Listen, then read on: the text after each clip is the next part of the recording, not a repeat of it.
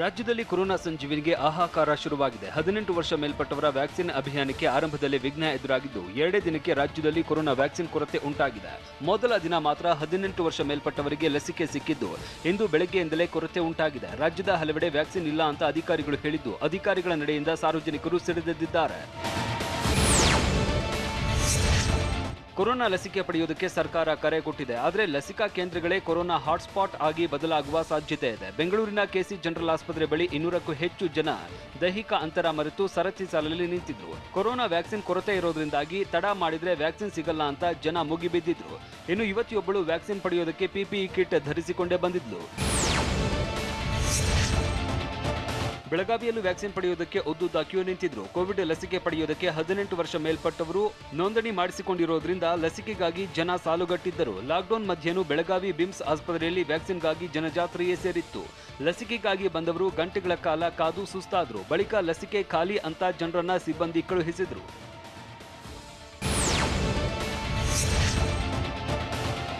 ಕಲಬುರಗಿ ಜಿಲ್ಲೆಯಲ್ಲಿ corona vaccine ಕೊರತೆ ಉಂಟಾಗಿದ್ದು, ಜನ ಆಕ್ರೋಶ ವ್ಯಕ್ತಪಡಿಸಿದ್ದಾರೆ. ಲಸಿಕೆಯ 2ನೇ ಡೋಸ್ ಪಡೆಯುವುದಕ್ಕೆ ಜನ ಬಂದಿದ್ದರು. ಆದರೆ ವ್ಯಾಕ್ಸಿನ್ ಖಾಲಿಯಾಗಿದೆ ಅಂತ ಸಿಬ್ಬಂದಿ ಉತ್ತರಿಸಿದ್ದು, ಬೆಳಗ್ಗೆಯಿಂದಲೇ ಲಸಿಕೆಗಾಗಿ ಕ್ಯೂ ನಿಂತಿದ್ದ ವೃದ್ಧರು ವ್ಯಾಕ್ಸಿನ್ ಇಲ್ಲ ಅಂತ ಹೇಳಿದ್ದಕ್ಕೆ ಗರಂ ಆಗಿದ್ರು. ಅಧಿಕಾರಿಗಳು ಕೋವ್ಯಾಕ್ಸಿನ್ ಇಲ್ಲ ಅಂತ ಹೇಳಿದ್ದು, ಕೋವಿಶೀಲ್ಡ್ ಕೂಡ ಕೇವಲ 6,000 ಡೋಸ್ ಸ್ಟಾಕ್ ಇದೆ ಅಂತ ಹೇಳಿದ್ದಾರೆ. ಕಲಬುರಗಿಯಲ್ಲಿ 45 ವರ್ಷ ಮೇಲ್ಪಟ್ಟವರಿಗೂ ಕೋವಿಡ್ ಲಸಿಕೆ ಸಿಗ್ತಿಲ್ಲ.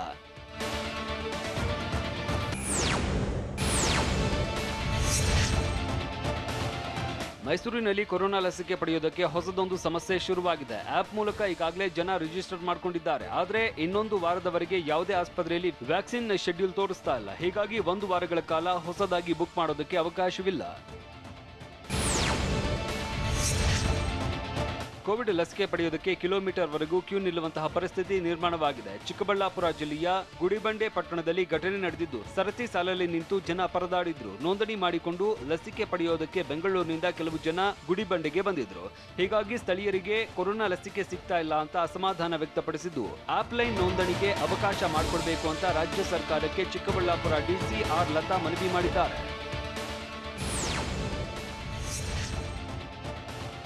ರಾಜ್ಯದಲ್ಲಿ ಕೊರೋನಾ ವ್ಯಾಕ್ಸಿನ್ ಕೊರತೆ ಇದೆ ಅಂತ ವಿಪಕ್ಷ ನಾಯಕ ಸಿದ್ದರಾಮಯ್ಯ ಹೇಳಿದ್ದಾರೆ. ಬೆಂಗಳೂರಲ್ಲಿ ಮಾತನಾಡಿದ ಅವರು, 45 ವರ್ಷ ಮೇಲ್ಪಟ್ಟವರಿಗೆ ರಾಜ್ಯದಲ್ಲಿ 2ನೇ ಡೋಸ್ ಸಿಗ್ತಾ ಇಲ್ಲ. 2ನೇ ಡೋಸ್ ನೀಡೋದಕ್ಕೆ ಸರ್ಕಾರದ ಜವಾಬ್ದಾರಿಯಾಗಿದ್ದು, 6ನೇ ವಾರದ ನಂತರ 2ನೇ ಡೋಸ್ ಕೊಟ್ಟರೂ ವೇಸ್ಟ್ ಆಗುತ್ತೆ ಅಂತ ಹೇಳಿದ್ರು. ಅಲ್ಲದೆ ಲಸಿಕೆ ಇಲ್ಲದೆ ಸಿಎಂ ಬಿಎಸ್ವೈ ಅಭಿಯಾನಕ್ಕೆ ಚಾಲನೆ ನೀಡಿದ್ದು, ಸರ್ಕಾರ ಭ್ರಮೆ ಹುಟ್ಟಿಸುವ ಕೆಲಸ ಮಾಡಬಾರದು ಅಂತ ವಾಗ್ದಾಳಿ ನಡೆಸಿದ್ರು. ಸರ್ಕಾರದ ವಿರುದ್ಧ ಕೆಪಿಸಿಸಿ ಅಧ್ಯಕ್ಷ ಡಿಕೆ ಶಿವಕುಮಾರ್ ಕಿಡಿಕಾರಿದ್ದಾರೆ. ರಾಜ್ಯದಲ್ಲಿ ಎಲ್ಲೂ ಕೊರೋನಾ ವ್ಯಾಕ್ಸಿನ್ ಸಿಗ್ತಾ ಇಲ್ಲ ಅಂತ ಬೆಂಗಳೂರಲ್ಲಿ ಡಿಕೆ ಶಿವಕುಮಾರ್ ಅಸಮಾಧಾನ ವ್ಯಕ್ತಪಡಿಸಿದ್ದಾರೆ. ನನ್ನ ಮಗಳ ಜೊತೆ ವ್ಯಾಕ್ಸಿನ್ ಹಾಕಿಸಿಕೊಳ್ಳೋದಕ್ಕೆ ಹೆಸರು ನೋಂದಣಿ ಮಾಡಿಕೊಳ್ಳೋದಕ್ಕೆ ಪ್ರಯತ್ನಿಸಿದೆ, ಆದರೆ ಆಗ್ಲಿಲ್ಲ. ಸಿಇಟಿಯಲ್ಲಿ ಬೋರ್ಡ್ ಹಾಕಿದಂತೆ ವ್ಯಾಕ್ಸಿನೇಷನ್ಗೂ ಬೋರ್ಡ್ ಹಾಕಿ, ಇದರ ಜೊತೆಗೆ ಬೆಡ್, ಆಕ್ಸಿಜನ್ ಎಲ್ಲಿ ಸಿಗುತ್ತೆ ಅಂತ ಕೂಡ ಬೋರ್ಡ್ ಹಾಕಬೇಕು ಅಂತ ಡಿಕೆಶಿ ಆಗ್ರಹಿಸಿದ್ದಾರೆ.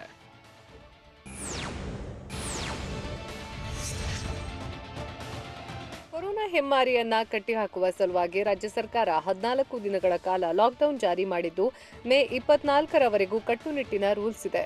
ಹೀಗಾಗಿ ಅನಗತ್ಯವಾಗಿ ಬೀದಿಗಿಳಿದವರಿಗೆ ಪೊಲೀಸರು ಶಾಕ್ ಕೊಟ್ಟಿದ್ದು, ಕೆಲ ವಾಹನಗಳನ್ನು ಸೀಸ್ ಮಾಡಿದ್ರು.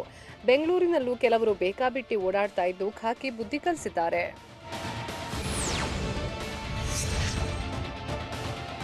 ಲಾಕ್ಡೌನ್ ಮಧ್ಯೆ ಮೆಜೆಸ್ಟಿಕ್ ಸುತ್ತಮುತ್ತ ವಾಹನ ಸಂಚಾರ ಎಂದಿನಂತೆ ಸಾಗಿತ್ತು. 2ನೇ ದಿನವೂ ತಲೆ ಕೆಡಿಸಿಕೊಳ್ಳದ ಜನ ಸಂಚಾರದಲ್ಲಿ ತೊಡಗಿದ್ರು. ನಿನ್ನೆಯ ಪೊಲೀಸ್ ಆಕ್ಷನ್ಗೆ ಸಿಟಿ ಜನತೆ ಬೆಚ್ಚಿ ಬಿದ್ದಿದ್ರು. ಹೀಗಾಗಿ ಬೆಂಗಳೂರಿನ ಹಲವೆಡೆ ಜನರ ಅನಗತ್ಯ ಓಡಾಟ ಕೊಂಚ ತಗ್ಗಿತ್ತು. ಆದರೆ ಇವತ್ತು ಮತ್ತೆ ಸಂಚಾರ ಹೆಚ್ಚಾಗಿದೆ.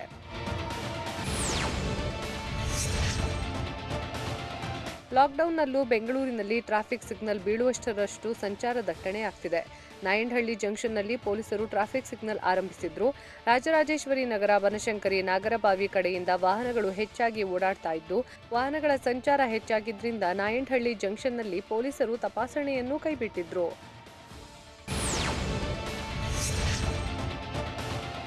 ಲಾಕ್ಡೌನ್ನಿಂದಾಗಿ ಏರ್ಪೋರ್ಟ್ ರಸ್ತೆಯ ಎಲ್ಲಾ ಫ್ಲೈ ಓವರ್ಗಳನ್ನು ಕ್ಲೋಸ್ ಮಾಡಲಾಗಿದೆ. ಸರ್ವಿಸ್ ರೋಡ್ ಮೂಲಕ ಏರ್ಪೋರ್ಟ್ಗೆ ತೆರಳೋಕೆ ವ್ಯವಸ್ಥೆ ಮಾಡಿದ್ದು, ಏರ್ಪೋರ್ಟ್ಗೆ ತೆರಳುವ ವಾಹನಗಳಿಗೆ ಯಾವುದೇ ನಿರ್ಬಂಧ ಇಲ್ಲ. ಫ್ಲೈಟ್ ಟಿಕೆಟ್ ತೋರಿಸಿ ಸಂಚರಿಸಬಹುದಾಗಿದ್ದು, ಇನ್ನೂ 13 ದಿನ ಏರ್ಪೋರ್ಟ್ಗೆ ಸಂಪರ್ಕ ಕಲ್ಪಿಸೋ ಮೇಲ್ಸೇತುವೆಗಳು ಬಂದ್ ಆಗಿರಲಿವೆ.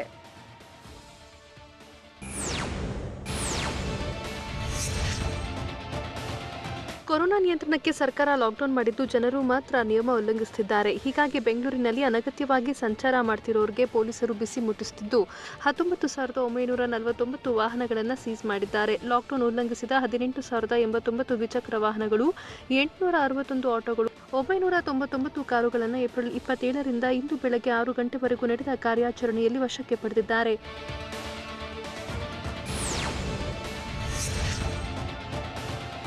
ಮಂಗಳೂರಿನಲ್ಲಿ ಲಾಕ್ಡೌನ್ ನಿಯಮ ಉಲ್ಲಂಘಿಸಿ ಭರ್ಜರಿ ಡ್ಯಾನ್ಸ್ ಮಾಡ್ತಿದ್ದಾರೆ. ಅಡ್ಯಾರು ಬಳಿ ಮದುವೆ ಪಾರ್ಟಿ ಮಾಡಿದ್ದು 100ಕ್ಕೂ ಹೆಚ್ಚು ಜನ ಭಾಗಿಯಾಗಿದ್ರು. ಡಿಜೆ ಹಾಕಿಕೊಂಡು ಯುವಕ ಯುವತಿಯರು ಡ್ಯಾನ್ಸ್ ಮಾಡಿದ್ದು, ಪಂಚಾಯಿತಿ ಸದಸ್ಯರು ಕೂಡ ಮದುವೆ ಪಾರ್ಟಿಯಲ್ಲಿ ಭಾಗಿಯಾಗಿ ಸರ್ಕಾರದ ರೂಲ್ಸ್ ಬ್ರೇಕ್ ಮಾಡಿದ್ದಾರೆ.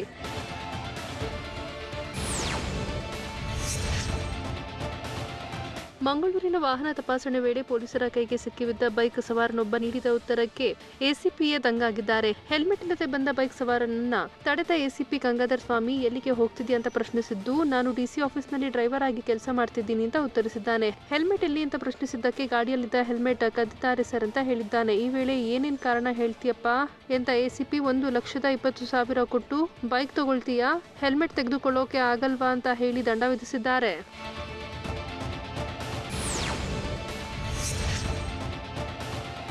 ಕೊಪ್ಪಳ ಜಿಲ್ಲೆ ಕುಷ್ಟಗಿಯಲ್ಲಿ ಪೊಲೀಸರು ಕಾರ್ಯಾಚರಣೆ ನಡೆಸಿ 50 ಬೈಕ್ಗಳನ್ನು ಜಪ್ತಿ ಮಾಡಿದ್ದಾರೆ. ಅನಗತ್ಯವಾಗಿ ರಸ್ತೆಗೆ ಇಳಿದವರಿಗೆ ವಾರ್ನಿಂಗ್ ಕೊಟ್ಟು ಬೈಕ್ಗಳನ್ನು ವಶಕ್ಕೆ ಪಡೆದಿದ್ದಾರೆ. ಆ ಮೂಲಕ ಕೋವಿಡ್ ರೂಲ್ಸ್ ಉಲ್ಲಂಘಿಸಿದ ಲಾಕ್ಡೌನ್ ಮಧ್ಯೆ ರಸ್ತೆಗೆ ಬಂದವರಿಗೆ ಪೊಲೀಸರು ಬಿಸಿ ಮುಟ್ಟಿಸಿದ್ದಾರೆ.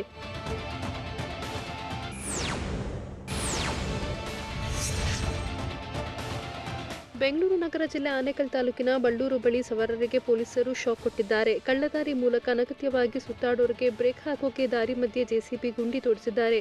ಬಳ್ಳೂರು ಪಂಚಾಯತಿ ಹಾಗೂ ಪೊಲೀಸರು ಜಂಟಿಯಾಗಿ ಪ್ಲಾನ್ ಮಾಡಿ ಲಾಕ್ಡೌನ್ ಮಧ್ಯೆ ಸುಖಾಸುಮ್ಮನೆ ತಿರುಗುವವರಿಗೆ ಬ್ರೇಕ್ ಹಾಕಿದ್ದಾರೆ. ಈ ವೇಳೆ ದಾರಿಯಲ್ಲಿ ಬಂದ ಸವಾರರು ಸುಮಾರು 4 ಆಳ ಗುಂಡಿ ನೋಡಿ ವಾಪಸ್ ಮನೆ ಕಡೆ ತೆರಳುತ್ತಿದ್ದಾರೆ.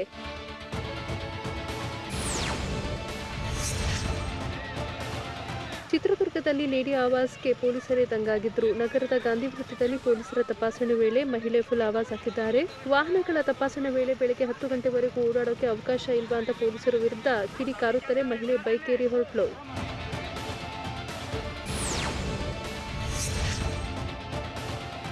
ಅಬ್ಬರಿಸ್ತಿರೋ ಕೊರೋನಾಗೆ ಬ್ರೇಕ್ ಹಾಕೋಕೆ ಸರ್ಕಾರ ಕಠಿಣ ನಿಯಮಗಳನ್ನು ವಿಧಿಸಿದೆ. ಹೀಗಿದ್ರೂ ಜನ ಇನ್ನೂ ಬುದ್ಧಿ ಕಲಿತಿಲ್ಲ. ಹೀಗಾಗಿ ಸರ್ಕಾರದ ನಿಯಮ ಪಾಲಿಸದ ವಧುವರರ ಪೋಷಕರಿಗೆ ದಂಡ ವಿಧಿಸಲಾಗಿದೆ. ಹಾಸನ ಜಿಲ್ಲೆ ಸಕಲೇಶಪುರ ತಾಲೂಕಿನ ಸತ್ತಿಗಾಲ ಗ್ರಾಮದಲ್ಲಿ ಈ ಘಟನೆ ನಡೆದಿದೆ. ಮನೆಯೊಂದರ ಬಳಿ ಹೆಚ್ಚು ಜನ ಸೇರಿದ್ರಿಂದ ಸಕಲೇಶಪುರ ತಾಲೂಕು ಪಂಚಾಯಿತಿ ಕಾರ್ಯನಿರ್ವಾಹಕ ಅಧಿಕಾರಿ ಹರೀಶ್ ಪರಿಶೀಲನೆ ನಡೆಸಿದ್ದು, ಮದುವೆ ನಡೀತಿರೋದ್ರಿಂದ ತಾವು ಅಕ್ಷತೆ ಹಾಕಿ ಶುಭ ಕೋರಿ ಬಳಿಕ ದಂಡ ವಿಧಿಸಿದ್ದಾರೆ.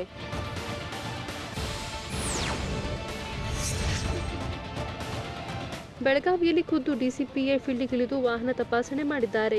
ಡಿಸಿಪಿ ಡಾಕ್ಟರ್ ವಿಕ್ರಮ್ ಆಮ್ಟೆ ಬೆಳಗಾವಿಯ ಅಶೋಕ ವೃತ್ತದಲ್ಲಿ ಪ್ರತಿಯೊಂದು ವಾಹನಗಳ ತಪಾಸಣೆ ಮಾಡುತ್ತಿದ್ದಾರೆ. ಈ ವೇಳೆ ಫಾರ್ಮಸಿಸ್ಟ್ ಅಂತ ಏಪ್ರಾನ್ ಹಾಕಿಕೊಂಡು ಬಂದಿದ್ದ ವ್ಯಕ್ತಿಗೆ ತರಾಟೆಗೆ ತೆಗೆದುಕೊಂಡಿದ್ದಾರೆ. ನಾನು ಡಾಕ್ಟರ್ ಇದ್ದೀನಿ, ನನಗೆ ರೂಲ್ಸ್ ಹೇಳ್ತೀಯಾ ಅಂತ ಡಿಸಿಪಿ ಗರಂ ಆಗಿದ್ದು, ಬಳಿಕ ಔಷಧಿ ಅಂಗಡಿ ಲೈಸೆನ್ಸ್ ತೋರಿಸಿದ್ದಾನೆ. ಹೀಗಾಗಿ ಏಪ್ರಾನ್ ಬಿಚ್ಚಿ ಬೈಕ್ ತೆಗೆದುಕೊಂಡು ಹೋಗುವಂತೆ ಸೂಚಿಸಿದರು.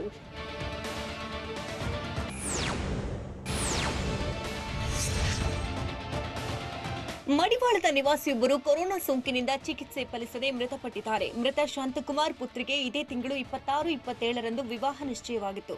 ಹೀಗಾಗಿ ಪುತ್ರಿ ಮದುವೆ ತಯಾರಿಯಲ್ಲಿದ್ದರು. ಆದರೆ ಸೋಂಕಿನಿಂದಾಗಿ ಇಂದು ಬೆಳಗ್ಗೆ ಜೆಪಿ ನಗರದ ರಾಮಕೃಷ್ಣ ಸೇವಾಶ್ರಮ ಆಸ್ಪತ್ರೆಯಲ್ಲಿ ಅಸುನೀಗಿದ್ದಾರೆ. ಮೃತ ಶಾಂತಕುಮಾರ್ಗೆ ಬಿಯು ನಂಬರ್ ಜನರೇಟ್ ಆಗಿದ್ರೂ ಕೂಡ ಬಿಬಿಎಂಪಿಯಿಂದ ಬೆಡ್ ಸಿಕ್ಕಿರಲಿಲ್ಲ. ಹೀಗಾಗಿ ಚಿಕಿತ್ಸೆ ಫಲಿಸದೆ ಅಸುನೀಗಿದ್ದಾರೆ.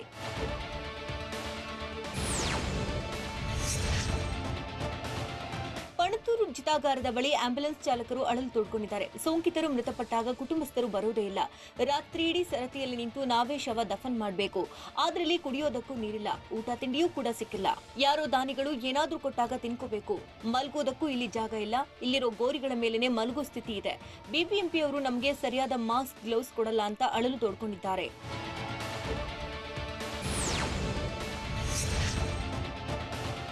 3 ವರ್ಷದ ಹಿಂದೆ ದಾಂಪತ್ಯಕ್ಕೆ ಕಾಲಿಟ್ಟಿದ್ದಂತಹ ಜೋಡಿಯೊಂದನ್ನ ಕೊರೋನಾ ಸೋಂಕು ಅಗಲಿಸಿದೆ. ಪತ್ನಿ ಪ್ರಾಣವನ್ನ ಹೊತ್ತೊಯ್ದಿದೆ. ಎಂಎಸ್ ರಾಮಯ್ಯ ಆಸ್ಪತ್ರೆಯ ಸೆಕ್ರೆಟರಿ ವಿಭಾಗದಲ್ಲಿ ಕೆಲಸ ಮಾಡುತ್ತಿದ್ದ ಶಿವಕುಮಾರ್ ಕಳೆದ 3 ವರ್ಷದ ಹಿಂದೆ ಭುವನಶ್ರೀಯನ್ನ ಮದುವೆಯಾಗಿದ್ರು.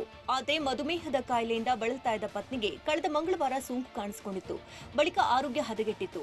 ಐಸಿಯು ಬೆಡ್ ಸಿಗದೆ ಭುವನಶ್ರೀ ಅಸುನೀಗಿದ್ದಾಳೆ. ಇದರಿಂದ ಕೋಪಗೊಂಡ ಪತಿ ಶಿವಕುಮಾರ್ ಗಂಭೀರ ಸ್ಥಿತಿಯಲ್ಲಿರುವ ಪ್ರಾಣ ಉಳಿಸಿಕೊಳ್ಳುವುದಕ್ಕೆ ಸರ್ಕಾರ ಉಚಿತ ಬೆಡ್ ವ್ಯವಸ್ಥೆ ಮಾಡಿ ಸಾವಿನಲ್ಲೂ ರಾಜಕೀಯ ಮಾಡಬೇಡಿ ಅಂತ ಮೃತಳ ಪತಿ ಕಿಡಿಕಾರಿದ್ದಾರೆ.